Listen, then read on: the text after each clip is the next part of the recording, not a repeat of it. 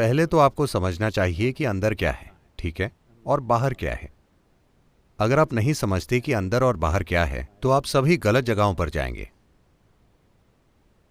अब अंदर क्या है? आपका शरीर समय के साथ इकट्ठा हुआ, हाँ या ना? हेलो मां, आप जो इकट्ठा करते हैं वो आपका हो सकता है, आप नहीं हो सकते। क्या इतना स्पष्ट है? वो जो भी हो, जो आप इकट्ठा करते हैं वो आपका हो सकता है, आप नहीं हो सकते। तो ये शरीर एक संग्रह है जिसे आप मेरा मन कहते हैं। मन की सारी चीजें बटोरी हुई है जो इस पर निर्भर है कि आप अपने जीवन में किन हालातों का सामना करते हैं। तो आपका शरीर भोजन का एक ढेर है, छोटा या बड़ा। आपका मन प्रभावों का एक ढेर है, फिर से छोटा या बड़ा। इन दो ढेरों के बीच आप कहां हैं? तो अंदर बाहर इन शब्दों को छोड़ दीजिए, क्योंकि जब भाषा की बात आती है तो सिर्फ उतनी ही गुंजाइश है। तो उसके अंदर शायद अलग अलग लोग उसे अलग अलग रूप में इस्तेमाल करने की कोशिश कर रहे हैं। हम नहीं जानते कि उन्होंने किस संदर्भ में इस्तेमाल किया। आपने हर किसी को एक ही बंडल में रखा और कहा, आप सभी ने ये कहा। मैं नहीं जानता कि ये सब लोग कौन हैं। अलग अलग लोगों ने अपने आसपास अलग अलग तरीके अपनाए। अपने आसपास के लोगों को देखते हुए जो उनके आसपास के लोगों के लिए सबसे उपयुक्त था, उसके अनुसार उन्होंने काम किया होगा। इसकी संभावना है। अगर वो ईमानदार हैं तो उन्होंने अपने आसपास के लोगों के साथ काम किया होगा, किसी और के सिद्धांतों के साथ नहीं।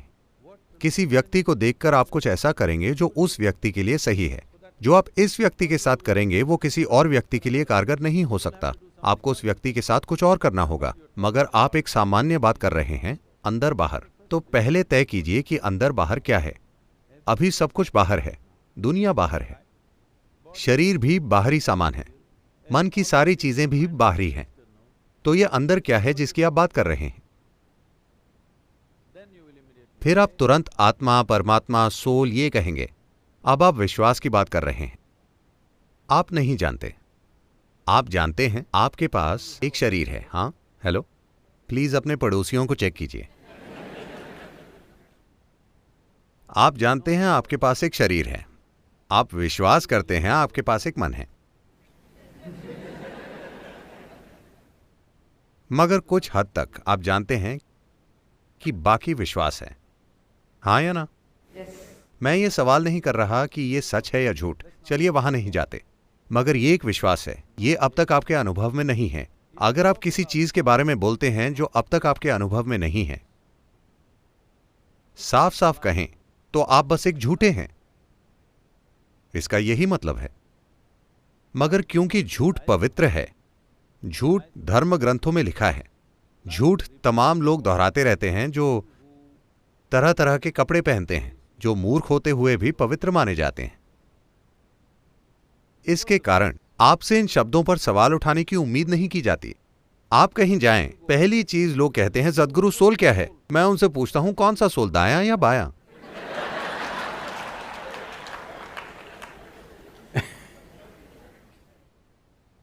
तो चलिए ऐसी चीज की बात ना करें जो आपके अनुभव में नहीं है।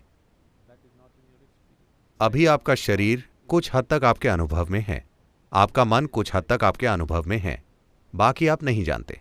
मगर हम अंदाजा लगा सकते हैं।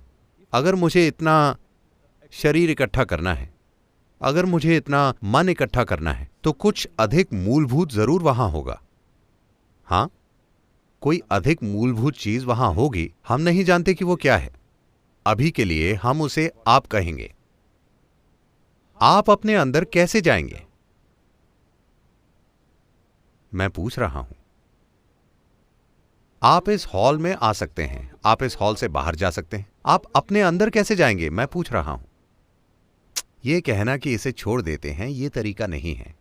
आप इस तरह कीजिए, जो आप नहीं हैं उन सब चीजों को आप किनारे रख दीजिए। तो आज अगर आप सोने जाने से पहले हर वो चीज जो आप नहीं हैं उसे एक तरफ रख दीजिए। वो आपके लिए कीमती हो सकती है। आप उसके बारे में सोचिए। आपका घर, क्या वो आप हैं? ओह, मेरा घर, ठीक है, उसे लेकर आप बहुत भावुक हैं, मगर ठीक है, उसे एक तरफ रख दीजिए। आपका पति, क्या वो आप हैं? नहीं, ये आसान है, वो मैं नहीं हूं।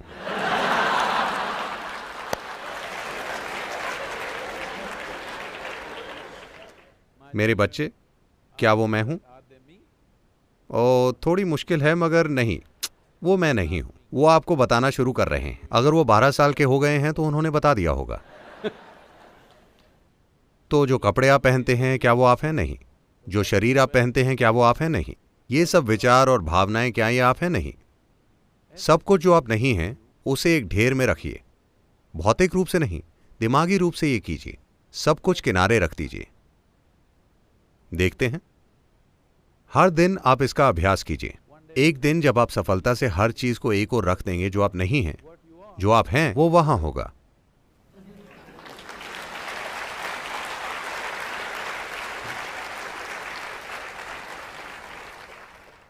हमारे पास उन चीजों के बारे में बहुत विचार होते हैं जो हमने नहीं देखी। ये एक बड़ी समस्या है। शंकरन पिल्लई ब्रिटानिया गया।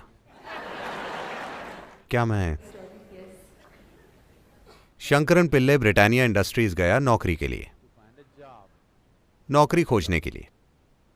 तो उन्हें एक स्मार्ट दूरदर्शी सेल्स मैनेजर की तलाश थी। उन्होंने उससे एक सवाल पूछा, क्या अधिक दूर है, मुंबई या चांद? शंकरन पिल्लई ने सोचा, फिर बोला मुंबई। उन्होंने पूछा, क्या मुंबई चांद से दूर है? वो बोला, हां। कैसे? वेल, मैं चांद को देख सकता हूं, मुंबई को नहीं देख सकता। तो मैं ये कह रहा हूं, अगर आप अपने मौजूदा बोध से चलेंगे तो आप गलत निष्कर्षों पर पहुंचेंगे। तो निष्कर्ष निकालने की हड़बड़ी में ना रहें। Let's pay a little more attention. थोड़ा अधिक ध्यान दें। आप एक सार्थक जीवन है जिसे थोड़ा ध्यान चाहिए, है ना? दूसरे लोगों का ध्यान मत खींचिए। आपका अपना ध्यान, क्या इस जीवन को ध्यान की जरूरत नहीं है? इस पर ध्यान दीजिए, काफी ध्यान। सब कुछ स्पष्ट हो जाएगा। आपके बारे में सब कुछ आप मुझसे पूछ रहे हैं। अगर मैं आपको बताऊं आपके पास क्या होगा, आपके पास कुछ और शब्द होंगे। कुछ और शब्द आपके पास होंगे, वो आपको सच के करीब नहीं ले जाएंगे। एक और शब्द या 10 और शब्द आपको वास्तविकता के करीब नहीं ले जाएंगे। बस आपके पास किसी और को कहने के लिए ज्यादा शब्द होंगे। इस तरह की अफवाह दुनिया में फैल रही है। हर कोई जानता है ईश्वर कहाँ है, उनकी पत्नी कौन है, उनके कितने बच्चे हैं, उनका जन्मदिन कब है, उनका पता। हर भजन में लोग उनका पता बता रहे हैं, वो कहाँ हैं और उन्हें कैसे पाएं, मगर वो अपने बारे में एक भी चीज नहीं जानते। इस तरह की, क्या कहें, बहुत ज्ञानपूर्ण अज्ञानता खतरनाक है। आप जानते हैं, अगर आप नहीं जानते, ये कोई समस्या नहीं है। अगर मैं देखता हूं मैं नहीं जानता, तो जानने की संभावना हमेशा होती है ना? अगर मैं नहीं जानता और सोचता हूं कि मैं जानता हूं, तो मैंने सारी संभावनाएं नष्ट कर दी हैं।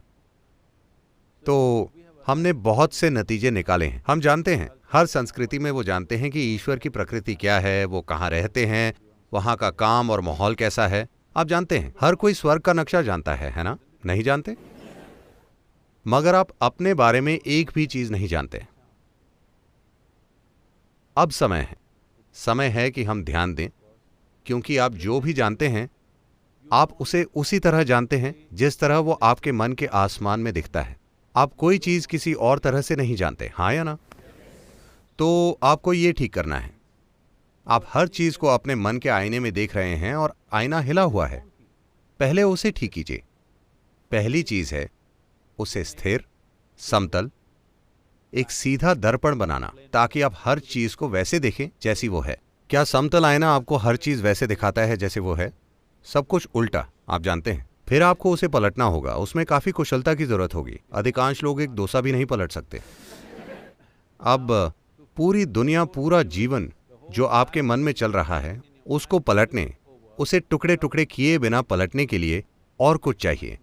मगर पहली चीज है आईने को सीधा करना, ताकि वो आपको हर चीज वैसे दिखाए जैसी वो है, किसी और तरह से नहीं। अभी सब कुछ इस तरह दिखता है कि आप किसी चीज से कैसे जुड़े हैं। हर पहचान ने आपके मन के आईने को बिगाड़ दिया है और वो आपको चीजें बिल्कुल अलग तरह से दिखाता है। सबसे पहले उन चीजों के बारे में बात करना बंद कर दें जिन्हें आप नहीं जानते। कोई सोल, कोई आत्मा, परमात्मा नहीं, ईश्वर नहीं, दिव्य नहीं, स्वर्ग नहीं। ऐसी चीज की बात कीजिए जिसे आप जानते हैं, और फिर अगला कदम उठाने की इच्छा तीव्र होगी। वरना जब आप स्वर्ग का पूरा नक्शा जानते हैं तो किसी चीज पर ध्यान देने की जरूरत क्या है?